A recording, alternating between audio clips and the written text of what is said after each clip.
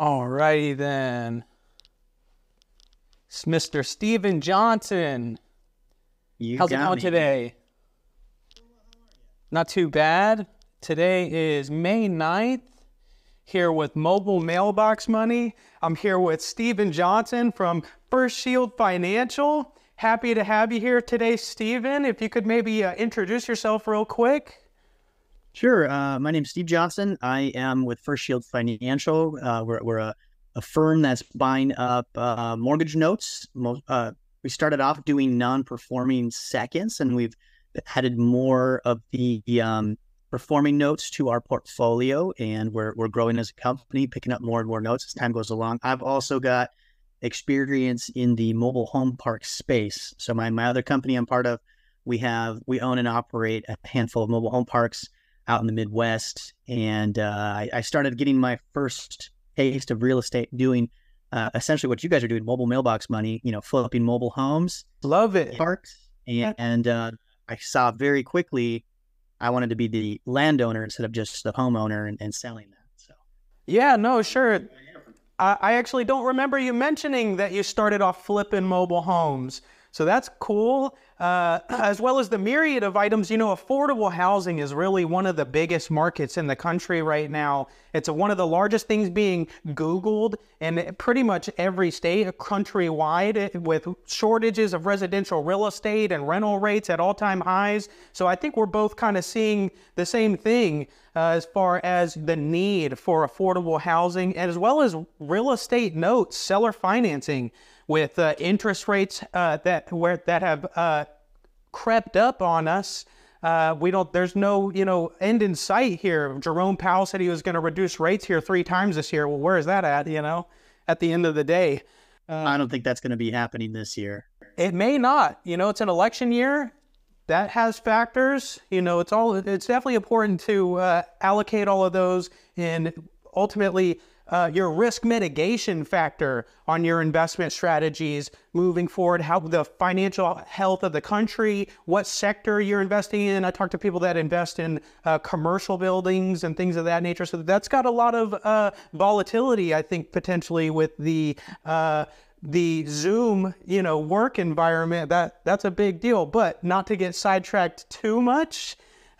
Steven's got a diverse background in real estate notes as well as mobile home parks. We sat down with them in Florida after the Masters.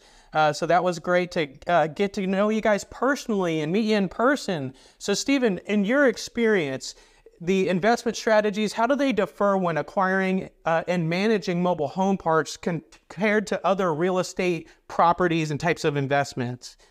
Oh, okay. The big question. Okay. The big advantage there is a lot of people will talk about mobile home parks and mobile homes as recession resistant. I find that's very true. We provide in the mobile home park, we are providing really the only affordable housing in the marketplace that doesn't have subsidized financing for it. You don't need, you actually a lot of the time you can't sometimes apply and have Section 8 in mobile home parks. There are some counties that are strict about that. What that means, though, is people who are in that lower income threshold, they make enough money that they can afford to move into these mobile home parks. They can have a nice home for themselves, a yard, a space for their pets to run around, their kids to color on the walls, whatever they want to do inside. And they don't have to be meeting the strict requirements or the ceiling of a guideline of income that Section 8 or Section 42 might propose. So really anybody can move in. If you're a millionaire and you want to live in a mobile home park, you can. Absolutely. Well, we've definitely seen a shift, I think, in the negative connotation of manufactured homes and mobile home parks, where historically it was known as, trailer trash or whatever you have it. Well, now the institutional investment houses have dubbed that asset class, I think, as an opportunity, ultimately increasing the quality and the commercial availability of mobile home park living. So that's a great insight. For mobile home parks and the potential for opportunities and value add, I know that you have talked about outsourcing some management components and things of that nature to ultimately provide a more streamlined process and maximize profitability. Maybe you could touch on that a little bit about how you guys implement some value add opportunities in mobile home parks. Sure. So we have picked up pretty heavy lift mobile home parks. There's a lot of infill needed. There's been poor management overall, generally, or it might just be, it might not be poor management. It might just be management that hasn't kept up with technology and with the rates today. A lot of the mom and pop owners out there, they feel bad increasing lot rents on these people who have been there for 5 to 20 years at times. 100%. Yeah. We've been working on these bigger projects in order to scale up. We bought a lot of parks really fast. We had a lot of lots come into our portfolio, and we needed to delegate quickly. So we actually went onto into a platform such as Upwork, and we started hiring virtual assistants. And I think a lot of people think virtual assistants are good for cold calling and back end administrative work. No front facing stuff. We actually took the opposite approach. Our VAs are very much our park managers. So they may not be boots on the ground. We've got actual boots on the ground for that. But our VAs, they're actually the ones doing the collection calls. They're the ones helping people through the lease paperwork. They're the ones helping get people signed up to pay online and understand what they're coming into when they move into these parks. And they handle the violations. They work hand in hand with the boots on the ground that are there. And I'm so impressed and grateful for everything those VAs can handle, because they really do a stellar job when you've given them the chance to excel.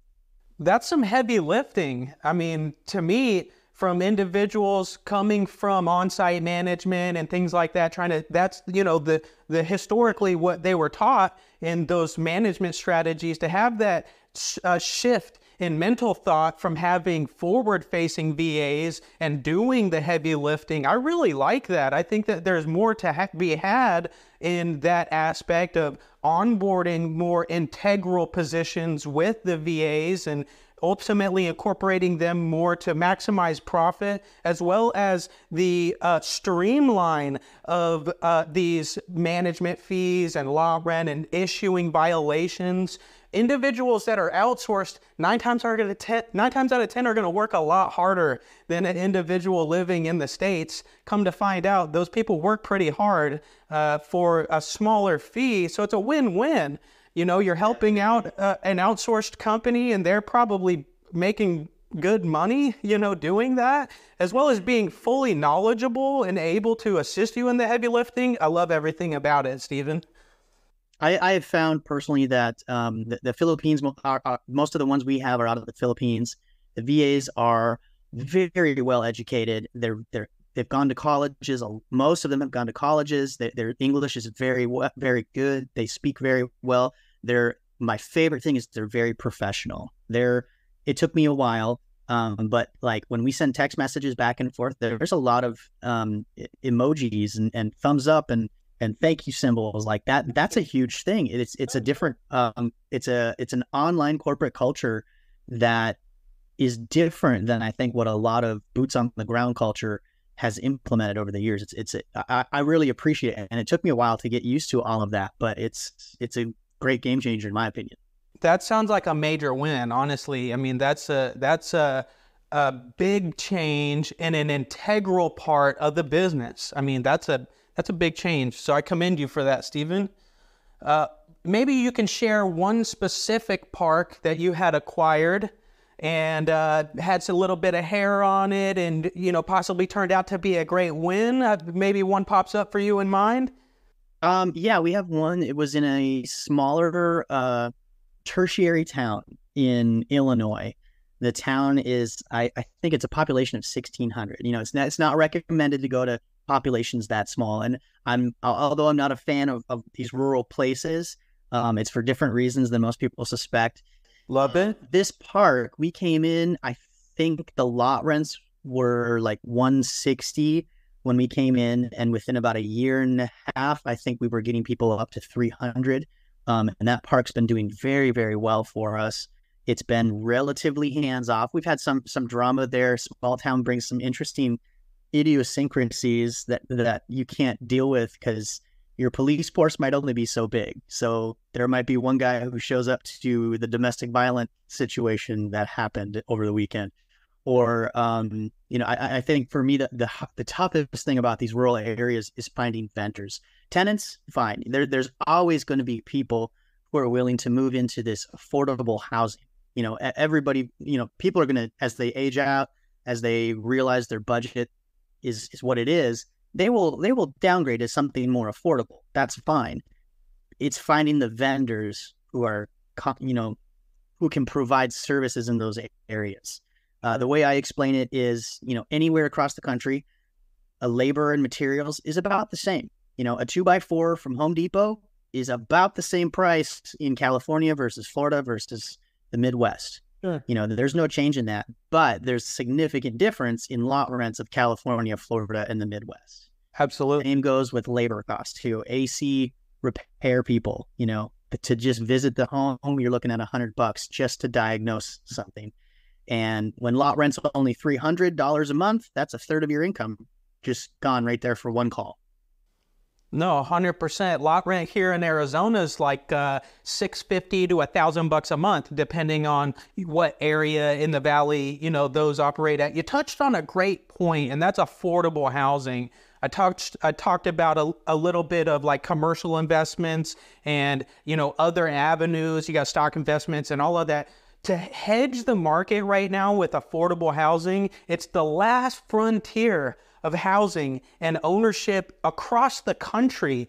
If the market's hot, people are being priced out of home ownership as well as rental rates. If the market's dropping and people are losing, their butt on a real estate property, where are they going to go? Affordable housing. I think it's one of the best ways to hedge the market currently, because that last frontier provides, not only pride of ownership and the, to build a new family or retire affordably. It hits all of those boxes, as well as the variable rates we've seen with going on. So all that being said, I love and am an advocate in mobile home parks and affordable housing.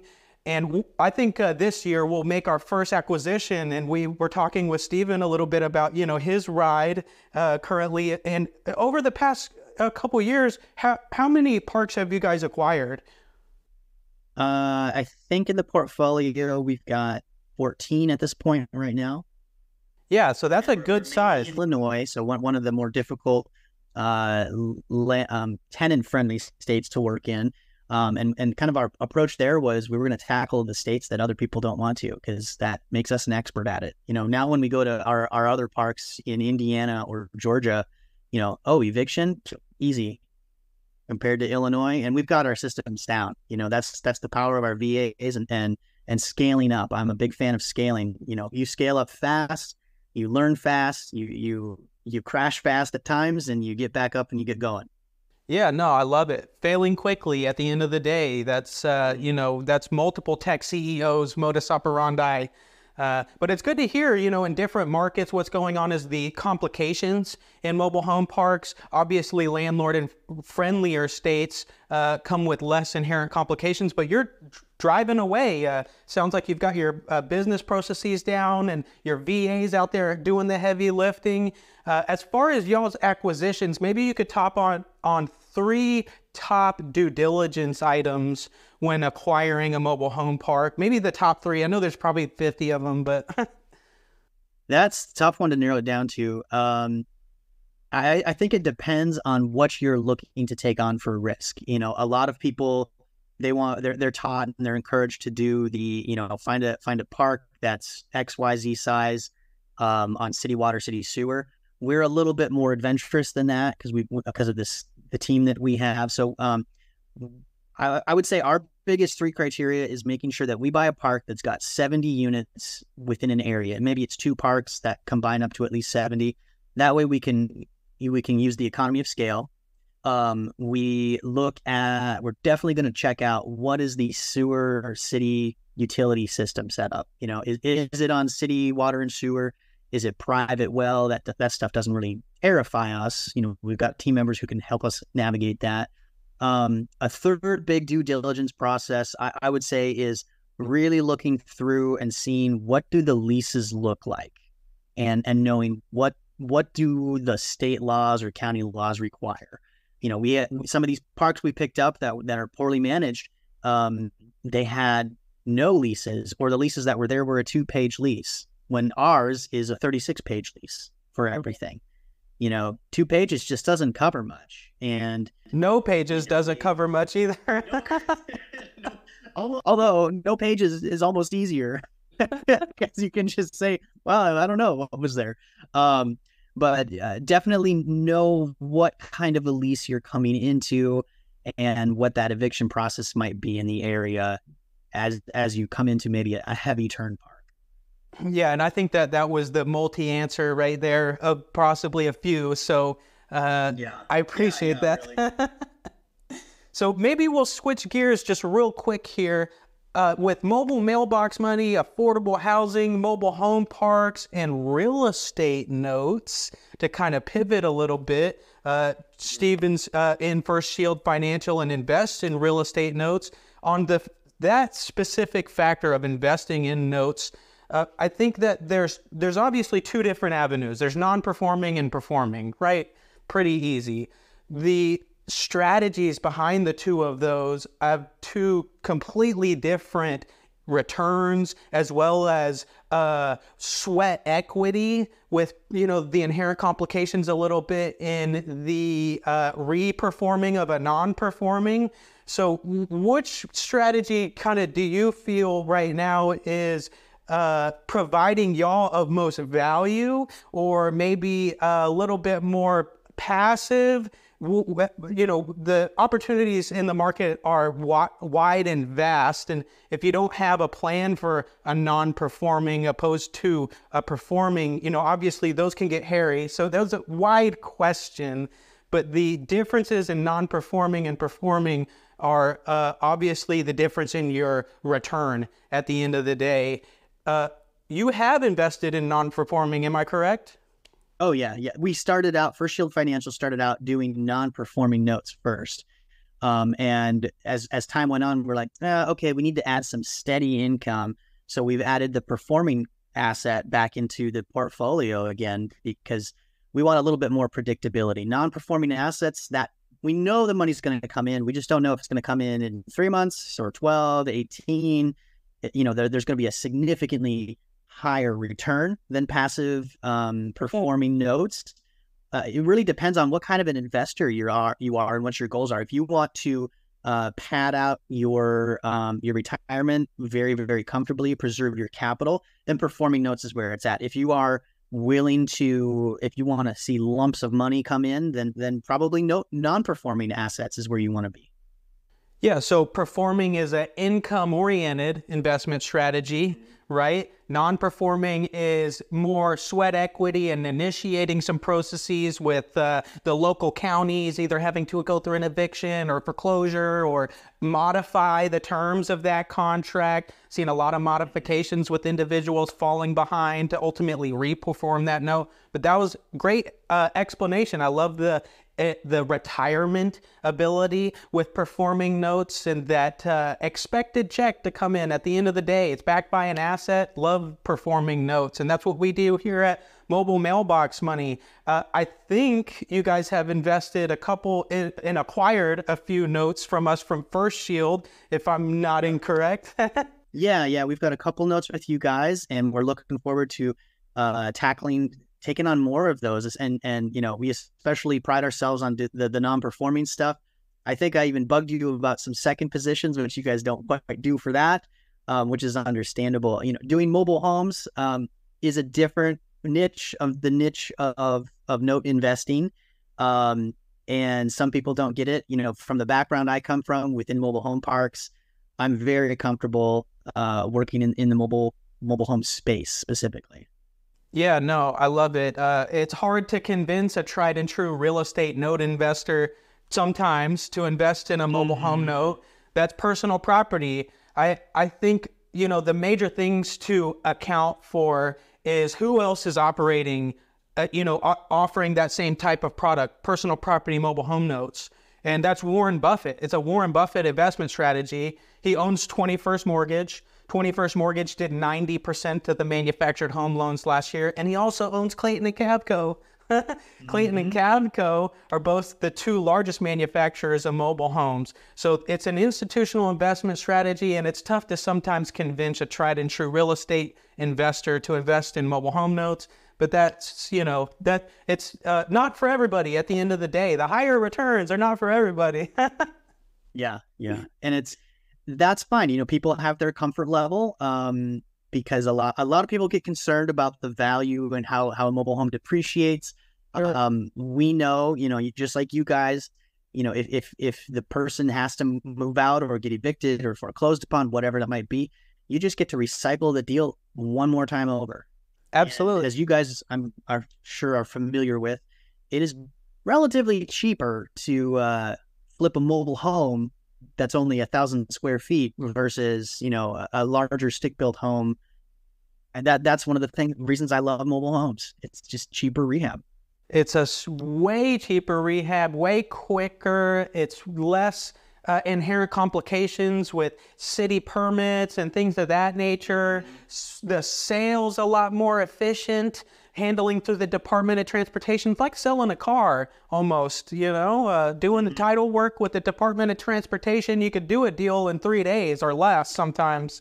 So we have found in a handful of times, because we handle so many mobile homes across so many counties, even our team of VAs, they know how to handle things better than sometimes the lawyers and the Department of Transportation, because we're turning it over so much more. We look at, when it comes to property taxes and mobile home property tax, personal property tax, our team knows that stuff very, very well because it makes up all of our portfolio. Whereas for the city or the county tax assessor and treasurer, it makes up 1% of everything. So that's a great point. More than they do.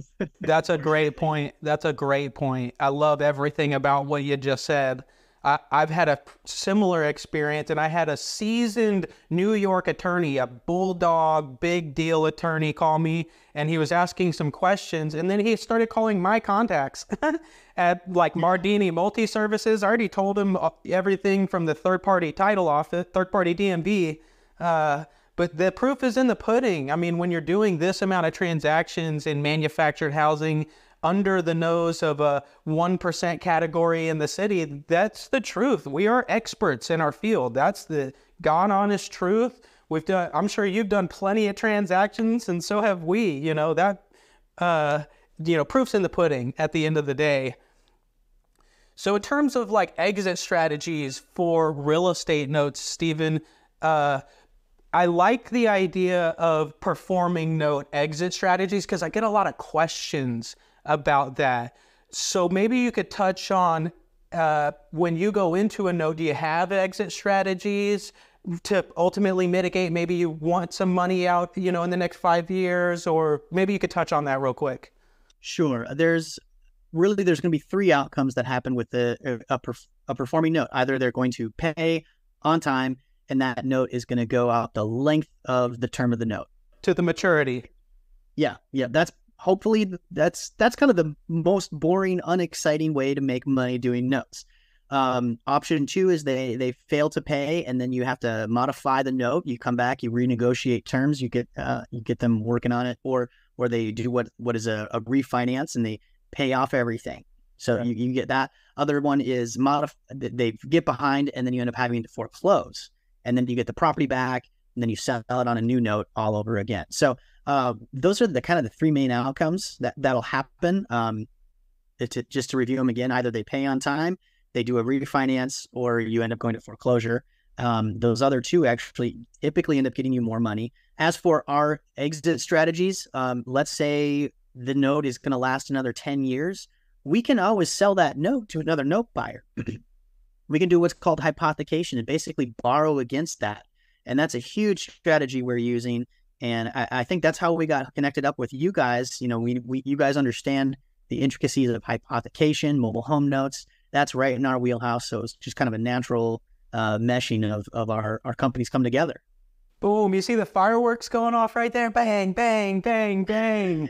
Hypothecation. Hypothecation is, I think, one of the most slept on programs for an investor who invests in performing notes. Why? Because it's another exit strategy. It's another exit strategy that not a lot of people know about to post a collateral in order to garnish capital investment.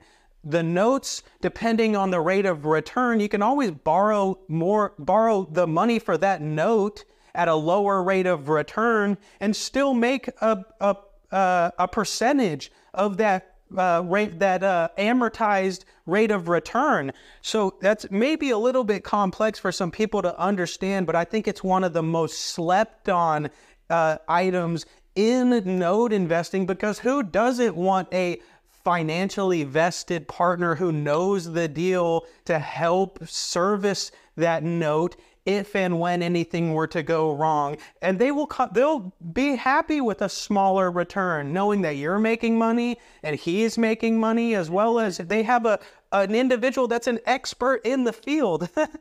That's one of the biggest things I think that the market is lacking education on. And with Silvercrest Opportunity Fund being launched here currently, that's what we're going to start doing as well. So hypothecation, I think, needs further market unveiling and education into that, because I think a lot more people would feel more comfortable in investing knowing that they can tap their high net worth friend on the shoulder and leverage that relationship. That seems like a major win to me. And for those who don't really understand what hypothecation is, I like to explain it as, if you've ever borrowed, against a 0% interest credit card for a short time frame, you're hypothecating right there. You're borrowing money at 0%. You're making sure you pay it off before that zero turns into 18 or whatever high interest rate you have. Even if it's, to buy a car and then resell it in a couple of months for profit, you have hypothecated. You took other people's money. In that case, it was the bank's money. So same idea is what hypothecation is. Which is a great item to leverage bank financing potentially with hypothecating. You could get a HELOC. Get a HELOC on your home, or a reverse mortgage. The opportunities are endless, as well as, not to get too sideways, but self-directed IRA possibilities and other creative programs to defer taxes, as well as, get into some hypothecation. But anyway, Stephen, it's a pleasure having you here on the channel with mobile mailbox money. That was a great synopsis of affordable housing, real estate notes, manufactured homes, and how that fits in the market. So I appreciate having you here today. And hopefully we'll get back out to Florida sometime soon to sit down with all you guys again. Would love to meet again. It was a great time last time. Yeah, thanks for having me on. I appreciate your time, man. Hey, real quick, before we go, if you could just let people know maybe where to follow you or what you're putting out. Sure. So you can find us online at firstshieldfinancial.com, either spelled out first or one ST, One Shield Financial. They'll all go to the same location. Look me up on LinkedIn. I think it's linkedin.com/connect with Steve Johnson. I put out tons of stuff out there. I know you've got a lot of stuff, and we're interacting quite a bit here. So I'm very big on LinkedIn, as is our team as well. So that's First Shield Financial, and my contact info is here on the screen: 240-394-5733. My email is here, and you can reach out to me about notes or mobile home parks. Boom! Fireworks. Appreciate it, Stephen. Have a great day. All right, thanks.